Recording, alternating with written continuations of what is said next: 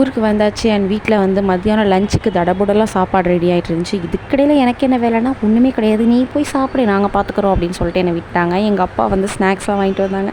So எல்லாத்தையும் ஒன்று ஒன்றா பிரித்து வந்து டேஸ்ட் பண்ணிகிட்டு இருந்தேன். அதுக்கிடையில் எங்கள் அம்மா வந்துட்டு நிறைய ஆல்ரெடி இப்போ கிருஷ்ண ஜெயந்தினால எல்லாம் செஞ்சுருந்தாங்களா, அதையும் போய் அப்பப்போ டேஸ்ட் பார்த்துட்டு வந்துட்டு இருந்தேன். அதுக்கப்புறம் எனக்கு எந்த வேலையுமே இல்லை, ஒரு மாதிரி சுதந்திரமாக ஜாலியாக சுற்றிட்டு இருந்தேன். ஒரு ஆள் தலை சீவி விடுறாங்க, ஒரு ஆள் சாப்பாடு ஊட்டி விட்றாங்க, ஒரு ஆள் வந்துட்டு ஹெல்ப் பண்ணுறாங்க.